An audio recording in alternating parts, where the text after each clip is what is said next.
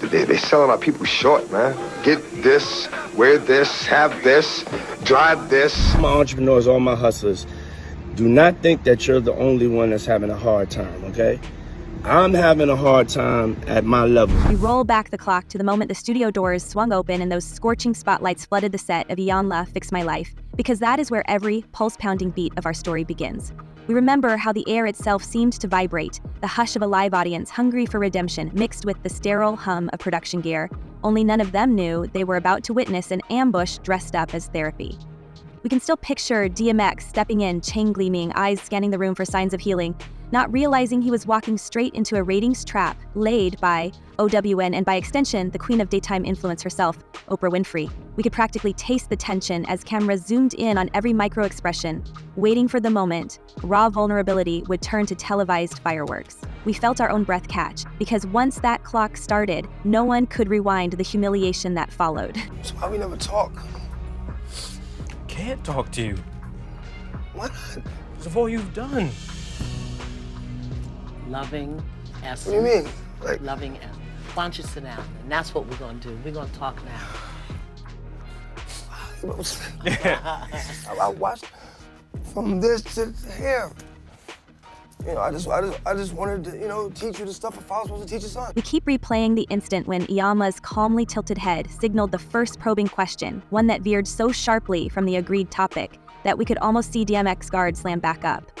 He'd walked in believing this sit-down would dissect his turbulent history with women, a conversation he had reluctantly accepted in the hope of finding closure with his son. Yet here he was, cornered about substances, before a single sentence about love or reconciliation could hit the air. We remember the camera swinging to capture that flicker of disbelief in his eyes, the moment realization dawned that this was never about healing, it was about spectacle. We braced ourselves as he fought the feeling of being stripped down for public consumption, because even through the screen, we felt every ounce of that betrayal stabbing at his reputation. Oh, okay, all right. I'm sure I made that clear. Like, even just to walk by, I love you. I mean, like, if you said, just that, Can I hold that for you? Because you're not going to do that right now. Not right why not? now. You just give me a complex about smoking a cigarette. Yeah, come on, let me hold it for you. Nah, I wanna promise, smoke. I'll give it back to you. Let's do I'll it give clean. it back Let's to do you. it clean. Let's do it clean. From your son. Thank you. We can still hear the echo of his voice cracking under the weight of indignation, the boom of a man famous for growl-ridden anthems suddenly forced to defend his 6 months of sobriety that producers conveniently chose to clip out of the narrative. The show, we soon discovered, had no interest in a comeback arc. Where was the drama in that? They needed him agitated, unfiltered, volatile. And so the bait and switch unfurled in real time. The reunion with his son, Weaponized, to pry open wounds we suspect the producers had rehearsed in the pre-show meeting.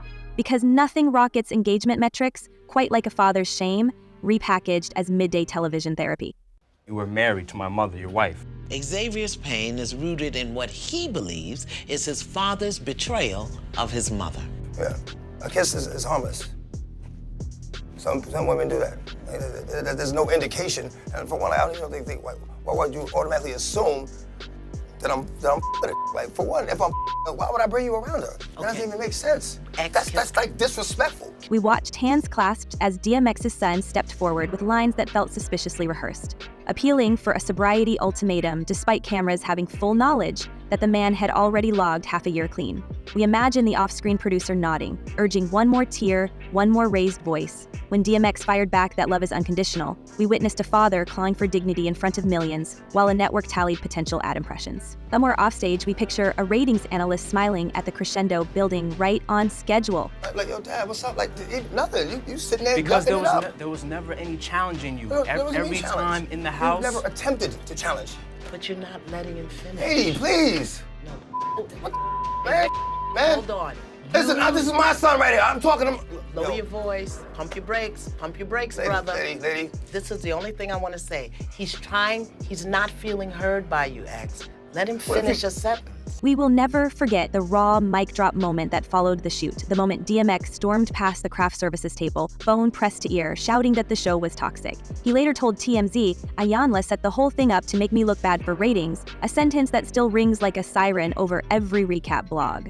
And when reporters reminded him of the cameras still rolling, he doubled down. That lady is toxic. Those words, stripped of any profanity, were all the proof we needed that the rapper had reached a breaking point, conjured solely for television drama. Well, I learned that every man, no matter how tough, no matter how hard, whatever, every man needs to be somebody's baby. You need that, that hug, that, give me a baby. I got it from my grandmother. That's after I started going to institutions.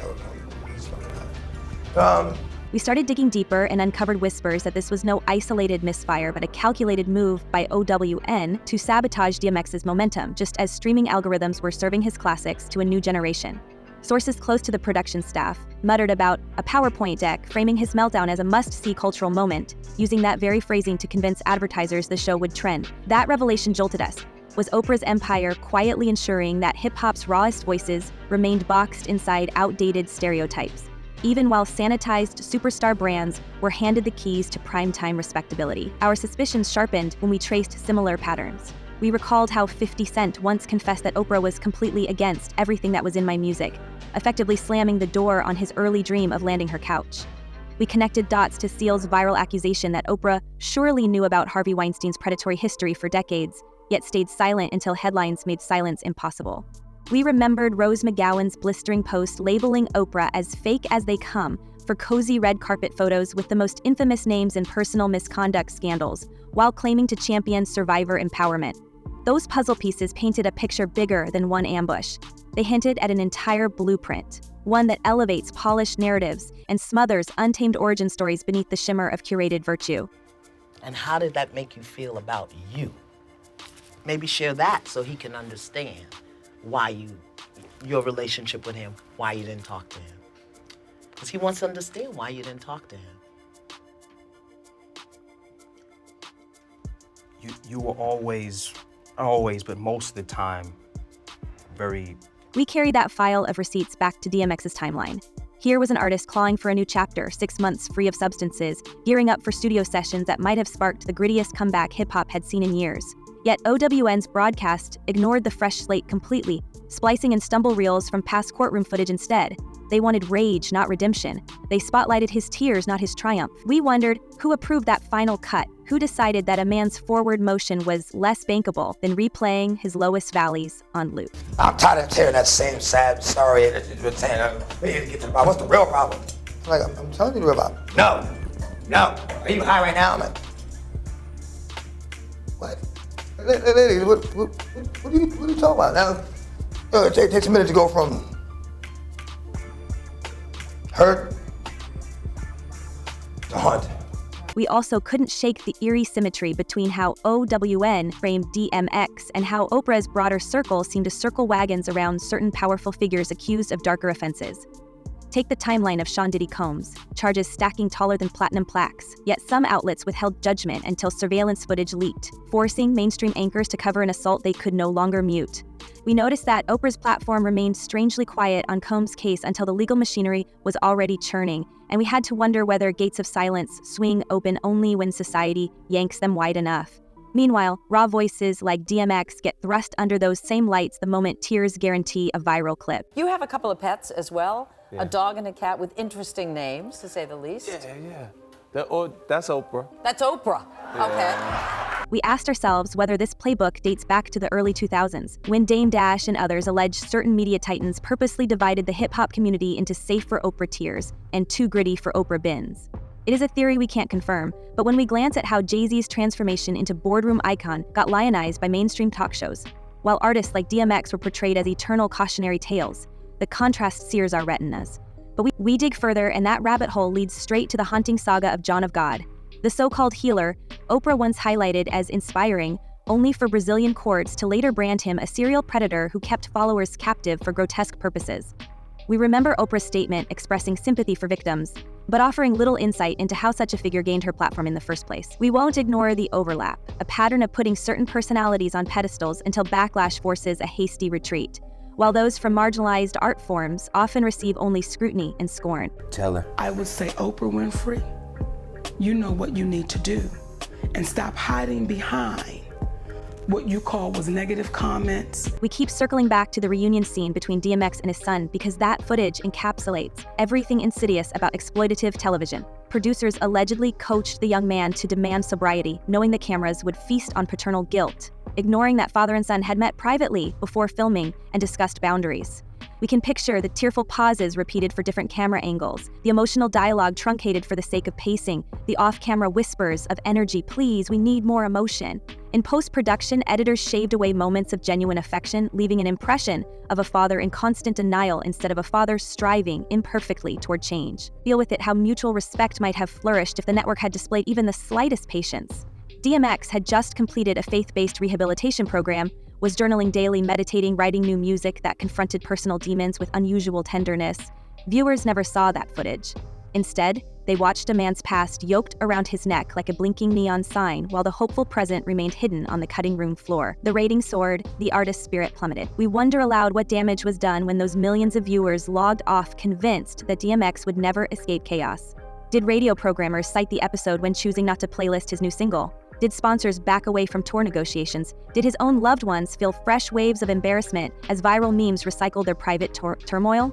We suspect the ripple effect dwarfed any apology the network might have scribbled afterward. As we follow these echoes, the double standard becomes impossible to unsee. The same conglomerate that produced a tear-stained takedown of DMX once handed the microphone to certain high-profile executives accused of questionable behavior and allowed them redemptive narrative arcs. We watched Harvey Weinstein walk red carpets beside Oprah for years, only when investigative reporters bulldozed Hollywood's wall of silence did the power circle distance itself from him. We saw documentaries slam Michael Jackson's legacy before court appeals fully crystallized, yet we have yet to see an hour-long Oprah special grilling film moguls whose misconduct settlements were buried under non-disclosure deals for ages. We remember 50 Cent calling Oprah's audience elderly white women after she denounced his lyrics and blocked him from her sofa. He later explained that he desperately wanted her validation for his grandmother's sake, but when that validation was withheld, he leaned into antagonism. Perhaps that story foreshadowed how hip-hop's raw authenticity could never be fully accepted in spaces where sanitized success stories reign supreme. DMX's saga magnifies that dissonance, an artist told to bare his soul, only to have that vulnerability weaponized for mid-season sweeps. We look at Dave's labyrinthine journey, how internet theorists twisted a few offhand remarks into wild claims that he'd exposed Oprah as a handler. That rumor proved baseless, but its viral traction underlines how hungry audiences are to decode hidden power dynamics. Someone is always trying to name the puppet master, pulling strings behind our screens. When we overlay that cultural appetite with what actually happened to DMX, an artist lured in under one premise, blindsided on camera, then left to salvage his dignity alone, the suspicion feels less like tinfoil and more like smoke marking a fire. We scan Oprah's past philanthropic controversies, from the Academy in South Africa rocked by misconduct allegations against staff, to the critics who say her empowerment speeches ring hollow when victims accuse her of selective advocacy. We hear Seal's voice reminding followers that if rumors circulated about Weinstein for decades, surely such an industry insider would have caught the scent. We juxtapose that with the zealous interrogation DMX endured over problems he was already confronting through sobriety, faith, and therapy off camera, and the imbalance is glaring. I'm not even gonna have a debate, man. And y'all What talk. about today? You do that. And We'll talk. today. We'll talk. When she stop running her mouth. Damn it. That's what we'll do, man. We consider the possibility that the broader media ecosystem thrives on extreme contrasts, polish versus pain, boardroom gloss versus street grit. To maintain that dichotomy, networks might find it useful to upgrade certain artists to reformed entrepreneur status while freezing others in chaotic cautionary tale mode.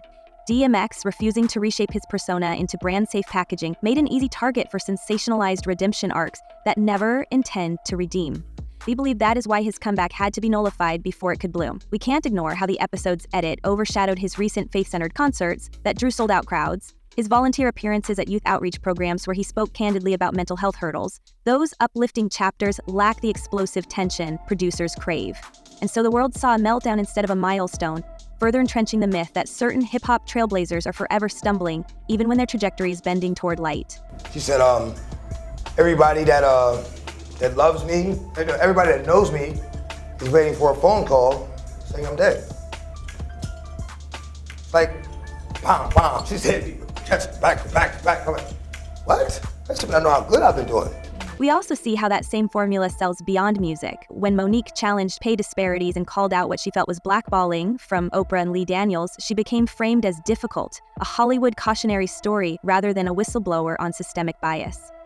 Pattern recognized, speak loudly, demand equity, and watch narratives pivot to label you unpredictable. DMX did not walk in waving contracts. He walked in hoping for a heartfelt talk, but unpredictability sells, and OWN sold it at maximum markup. We don't overlook the human cost. After the episode aired, insiders whispered that DMX's relationship with his son became even more strained, not healed. Imagine trusting a network's promise of reconciliation only to exit the studio with fresh wounds captured forever in high definition. We picture father and son trying to reconnect later, but every attempt haunted by replay clips and comment sections picking apart every tear. That's not therapy, that's entertainment cannibalizing intimacy. You know, when you get to the point where you're talking to your teeth, I'm like, look, lady. Hey, like, listen, I'm playing with fire right now. I'm saying this is my child. I said, We finally lay bare what most viewers never see, the cloak and dagger pre-production. Contracts that reference mental health professional on set, yet the professional often doubles as a production consultant, ensuring breakdowns occur within time codes. Rapid-fire questionnaires disguised as intake forms that slyly harvest personal trauma for potential talking points. And of course, the non-disclosure clauses that muzzle guests from revealing how storylines were franken-edited in post. We believe DMX signed one of those, but rage overruled caution, propelling him to the press to expose the setup anyway. We wonder how many other unsung performers remain quiet because legal threats loom larger than thirst for truth. We tally possibilities. The up-and-coming vocalist, who sat opposite a charismatic host and only later discovered her emotional meltdown, would headline promos. The actor coaxed into describing a vulnerable relapse only to see that clip looped ad infinitum while new auditions dried up. DMX may be the most visible casualty, but he surely isn't the only one. they extremely uncharacteristic of me. I've never, ever in my life had to talk to a auntie figure. I mean, someone who I would normally and do respect. A woman like, there's no reason for me to have to talk to a lady like that. So let's leave our viewers with this final pulse-pounding thought. If OWN could bait DMX with promises of healing and instead broadcast humiliation, how many more hidden deals and unseen edits lurk behind our favorite feel-good segments? Share your theories, clash in the comments, ignite the debate, because the next target might already be sitting in a green room, trusting that the spotlight leads to salvation. Until we spill the next cup of tea, hold tight to your truth and guard it fiercely, because we'll be watching, exposing, and narrating every twist right here. Stay brave, stay skeptical, and we'll catch you on the flip side.